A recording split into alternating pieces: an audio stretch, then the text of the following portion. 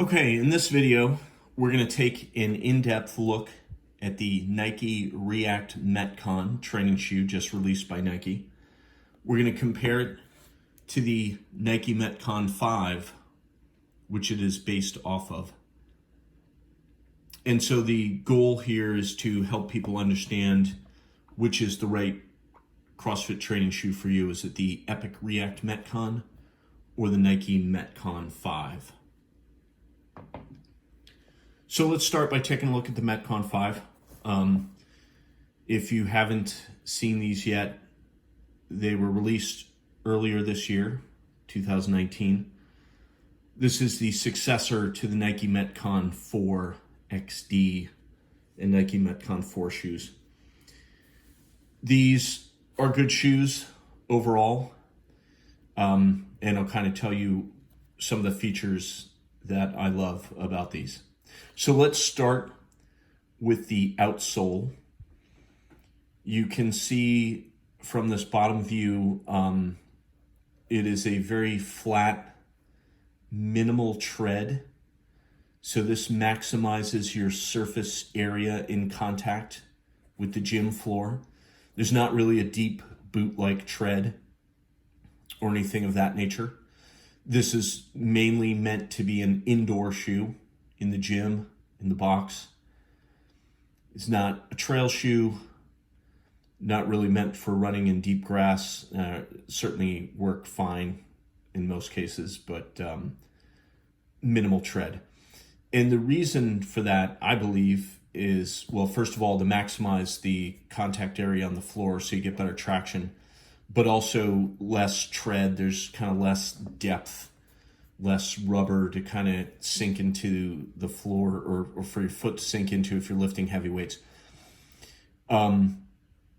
There's preformed flex grooves up front here. That's what these lines are. Those are in the drop-in midsole as well, and that gives you good flexibility in the forefoot. So these are meant to be a versatile cross-training shoe.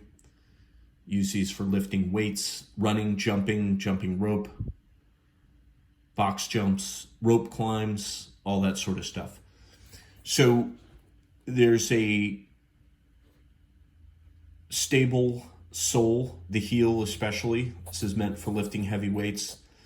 You can really feel the difference in these shoes as compared to, say, like lifting and running shoes or something like that. And that's because of the very stable heel. And that's part of that's the outsole, but we'll also talk about the midsole in a little bit. The next big feature on the sole of the Metcon 5, you'll notice it wraps up around the side. So they call this the rope wrap. This is the same material as the sole. It just wraps up around the sides, and you can see it has a tread pattern on it. This is for rope climbs. So this is where you would grip the rope when you're climbing up a rope. And if you did not have this, that would be very tough on the shoe. So rope climbs can be hard on the sole, first of all, but certainly on the upper. This part, if that were in direct contact with the rope, it's going to get shredded quickly. Shoes would not last long. So massive rope wrap on these shoes. This is much bigger than it's ever been in the past, which is fine. I don't really climb ropes. Say most people probably don't, but it doesn't look bad or anything. It looks kind of cool, so it's there. The other feature on the sole, there's actually two different kinds of rubber used in the sole. So up front, there's sticky rubber, and that is labeled, I think it says 004 Sticky RB. In the back, it's RS001 RB, so it's a less traction, more stability rubber in the outsole, in the heel as compared to the forefoot. And that this kind of whole general theme has been in use in the Metcon shoes for several years, right? The two different kinds of rubber, the very stable sole, pretty flat, and so on. And the rope wrap. The rope wrap's been around for quite a while as well. The other thing that you can't really see here in the video, but we'll talk about, is the heel to toe drop on these is 4 millimeters. So the heel to toe drop, also known as the offset or the profile, is the height difference between your heel and your toes when they're in the shoe. And again, it's 4 millimeters. And it's been that way, I think, forever on the Metcons. You can see on the heel, it actually says stability 4 millimeter offset. So I don't know why they felt the need to put that on the shoe, but there it is. And so what does that mean? Well, you've heard of low drop shoes or zero drop shoes. Well, these aren't zero drop, they're 4 millimeter drop, but that's still pretty small drop compared to, say, a Romaleus 3 or a Legacy Lifter from Reebok weightlifting shoe where you have a gigantic heel raise. And that gigantic heel raise really helps when you're squatting or in the bottom of the Olympic lifts, and it lets you get away with, it's easier to go deep, less ankle flexibility required. Some people think it's a crutch and that you really should develop better ankle flexibility anyways. But this shoe has to be versatile because it's a cross-training shoe. So it can't just be for lifting weights. It can't just be for running. It's got to be for running, jumping, sprinting, lifting weights. It's got to do all those things. So the compromise is a big heel raise makes lifting weights easier, but is not good for jumps and things like that. So the compromise is a pretty minimal offset or heel to toe drop. So again, 4 millimeters. The heel, you can see there's sort of a knife edge on these. This is TPU thermoplastic, and it's very, very firm, slick, low friction. The idea being that if you're doing handstand push-ups and this is dragging up and down the wall, that minimal surface area means less friction, less wasted effort. So that's here on the Metcon 5 as well, and that's a feature that's been around for quite some time. Inside the heel cup area is pretty firm. There's something on the interior, so that's to keep it from deforming when you're lifting heavy weights. Got heavy weight on your back, you're resting all the weight on your heel. You don't want the back of the shoe deforming. But you can't really see that necessarily from the outside. Let's talk about the upper. Nike calls this 3D haptic print. It's got like a chain link pattern and it varies. So in some areas it's very dense and overlapping, which means you get more protection. So there's actually something 3D printed on top of the mesh. And then in other areas, there's less. So you get better breathability. It's still got some protection and toughness, but it doesn't, they don't overdo it. And so you can see the high wear areas, there's more of that and less in other areas. So that's the 3D haptic print. And again, the goal there is to make durable shoe that you won't wear out easily, but keep it lightweight, keep it breathable, because these are cross-training shoes. You're gonna be in the gym, you're gonna be sweating, and you don't wanna overheat. So the upper is pretty good.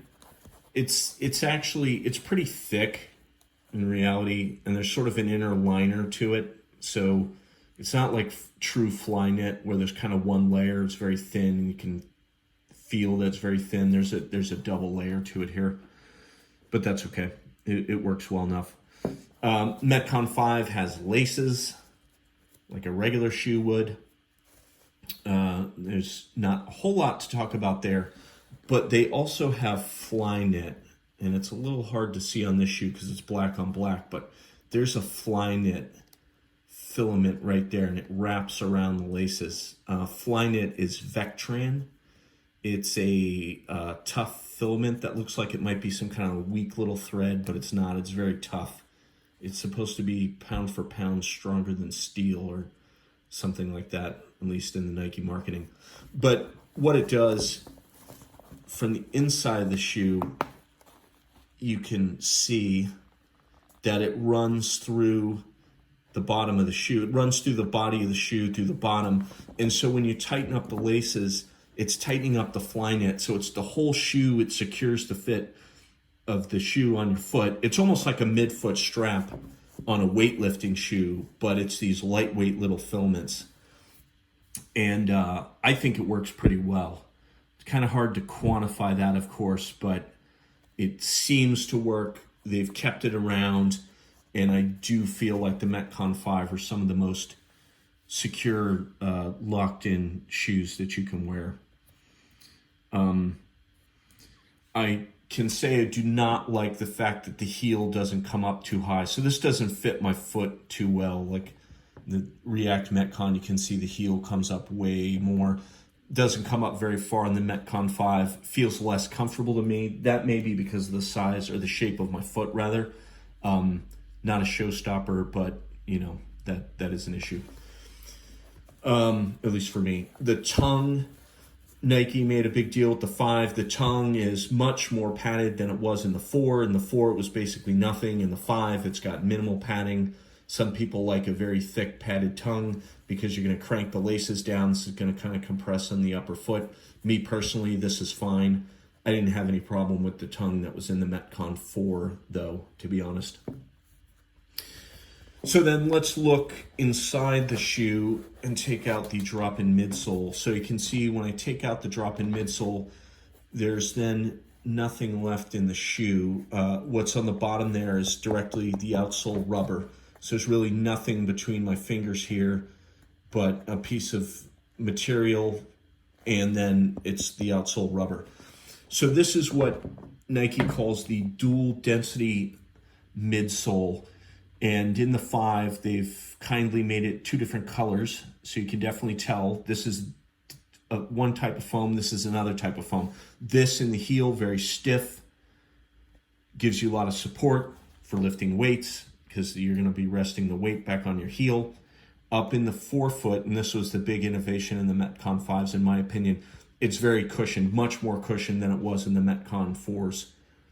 And that's a difference you can feel. So more cushioning up front, still stable in the back, and you can see the preformed flex grooves in the drop-in midsole as well. So again, that's flex grooves, so you can jump rope with ease. So that's the drop-in midsole. Now, the one other thing, the Metcon 5 also comes with hyperlifts, which are these little drop-in wedges. You can see it says 8 millimeters there on the side. These are meant to be dropped in, and we talked about heel to toe drop or offset earlier. This gives you an additional 8 millimeters of heel to toe drop. So you can see when you drop it in there, it raises your heel 8 millimeters. These, it looks like it might not work so well. These actually, they work fine. They stay put once your foot's in there, and they do give you additional heel to toe raise, as you can see. Why would you want these? Well, again, for all the reasons you would want heel raise, right? Wall balls, squats, anything where you're going to be going deep on a repeated basis. This will just make it all a little bit more easier to get deep. These you can use in any of the Metcon shoes because it's just a little wedge. It feels like it's probably, I don't think it's not quite the same as the foam material. This feels slicker, about as dense, but it feels slicker, whereas the foam doesn't. So this is something else than the foam, but it's pretty close, pretty equivalent. So that's the drop-in midsole and the hyperlift. So we talked about the Metcon 5 being a very versatile cross-training shoe. You can lift heavy weights because it's got the firm heel, the firm midsole. You got the rope wrap, we can climb ropes. It's got the flexible forefoot with the cushioning so we can jump rope and sprint and run and all that good stuff. We've got laces and fly wire so we can lock it in nice and secure. And we've got that breathable mesh upper that has a 3D haptic print so that it's durable and tough. Overall, I really like the Metcon 5. I think they did well by sort of the evolutionary steps from the Metcon 4, but it's gotten heavier. So this shoe is about 13.6 ounces. The Metcon 4, not the 4XD, because the 4XD got a little bit heavier, but the Metcon 4 is in the mid 11 ounce range. So they've added 2 ounces to the shoe. And you might go, well, 2 ounces, is that a big deal? It kind of is, because that's a lot. In one of my earlier videos, we looked at a running shoe that only weighed 9.4 ounces. So, you know, when you add 2 ounces to a shoe, that's actually a pretty significant percentage of the weight. So anyways, why is it way more? Well, there's more, the rope wrap's bigger, the outsole, there's just more weight to it. You know, there's more cushioning, there's more materials in it. There's more material in the tongue than in the fore. Like, all that stuff adds up, and they get heavier over time. So great shoe. I recommend these for anyone looking for a cross trainer. Although people complain they're too narrow, and that is true. They are narrow compared to, say, a Reebok Nano 9. If you have wide feet, you may want to steer clear of the Metcon 5. You may want to go Reebok Nano 9 instead. And there's nothing that has the toe box as wide as the Nano 9. And it's the same thing people complain about in the Romaleos 3, which are crazy narrow as well. They're narrow for me, and I have narrow feet. But other than that, I recommend this shoe. It looks good. It's durable. It works as advertised. Just watch the width. Go 1/2 size up. That's what I recommend. And they're reasonably priced at about $130, which is par for the course on fancy training shoes nowadays. So next, we'll take a look at the React Metcon and see how it compares. Okay, so we took a in-depth look at the Metcon 5, which came out in June of 2019. Now let's look at the React Metcon, which just came out in November. So first of all, there's a lot of commonality here. Of course, the outsole is identical, right? Down to the tread pattern, the preformed flex grooves, the use of two different rubber, sticky rubber up front, firm, more durable rubber in the heel. The giant-sized rope wrap is here. You can see the sticky rubber marking and the RS001 rubber marking there. The diamond-shaped heel, it's all there. So that's pretty much the same. The shape overall is about the same too. So where I said the Metcon 5 runs narrow and you should go 1/2 size up, well, this is the same. They run narrow compared to other shoes, so go 1/2 size up. The same general shape is there. So let's talk about the heel. The same sort of knife edge heel with the TPU, so slick plastic material, minimal drag on wall friction, handstand push-ups, things like that, which I don't do those, by the way. It's the risk-reward ratio on handstand push-ups is not good. One misstep when you're fatigued and you could have a cervical injury that lasts you a lifetime. It's not worth it, in my opinion. But it's there if you need it. So let's talk about what's different. The upper in the Epic React Metcon is Flyknit, but as we discussed in another video, it's a double layer of upper material, just like the Metcon 5. So there's this outer layer that's kind of Flyknit, and there's an inner layer. I'm pulling the two apart. There's two different layers, and that means that, yes, it's Flyknit, but it's not Flyknit like in the Epic React Metcon. Like this is to me is true Flyknit. Single ply, it's like a sock.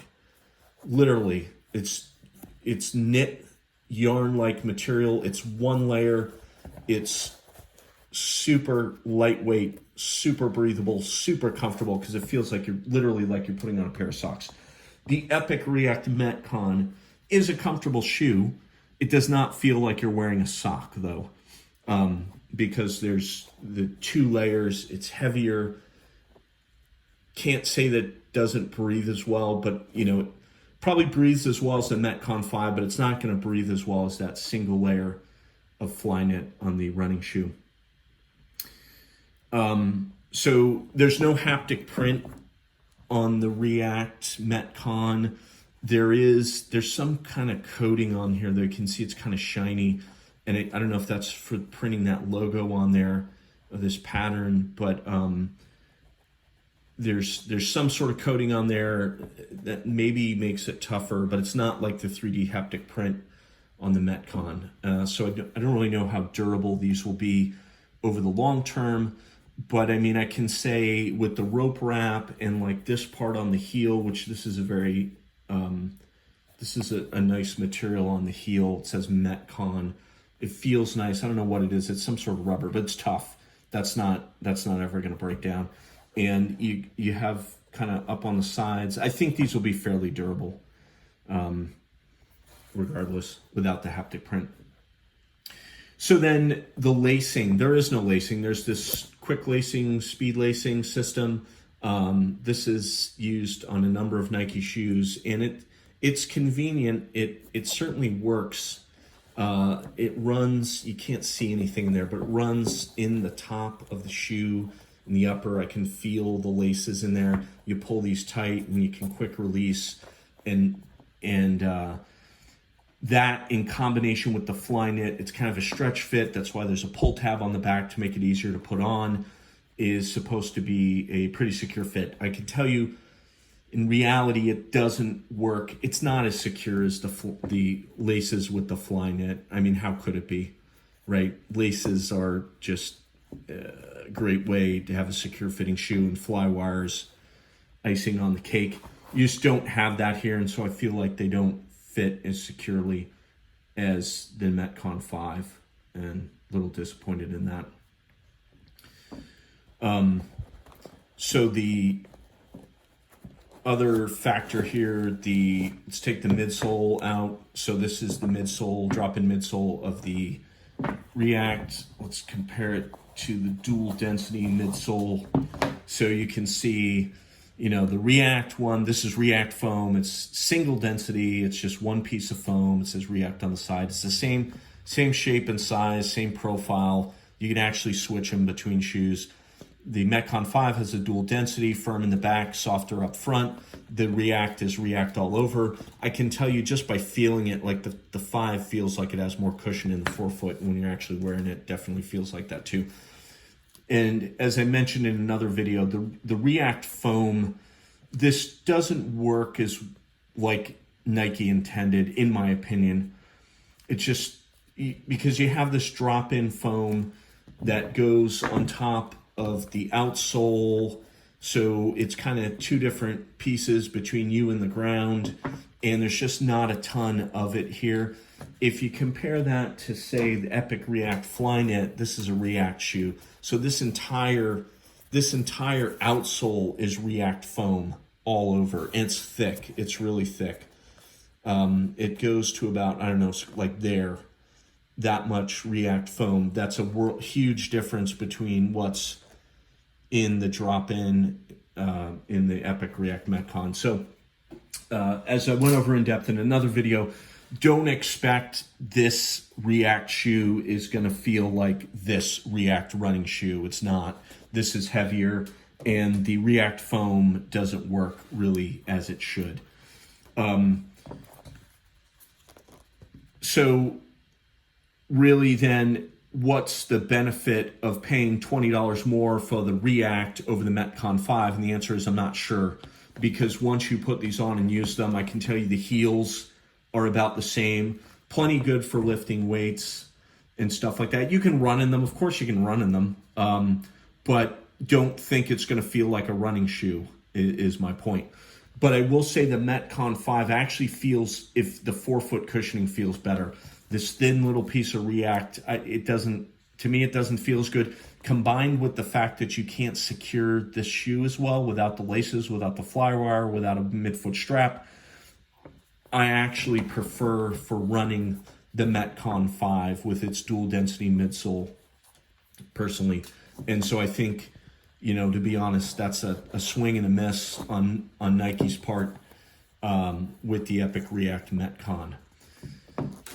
Okay, so we talked about why the React foam and the lack of laces in the React Metcon is kind of an issue. doesn't quite work as I think Nike intended. But what does that mean overall?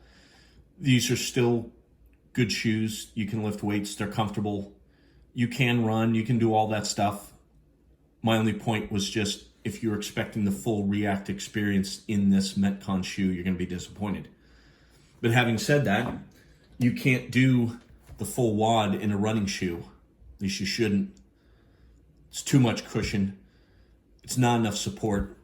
You know, this might get torn up in rope climbs and things like that. And that's maybe reasons why the React Metcon is like it is, with the rope wrap and the tough outsole from the Metcon 5. So you should be aware of those things. And these are $20 more than the Metcon 5.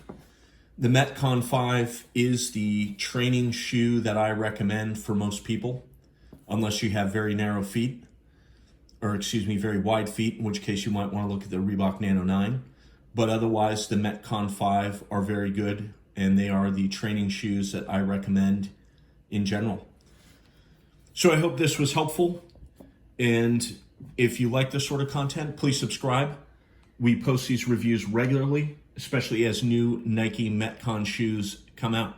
Thank you. Have a good day.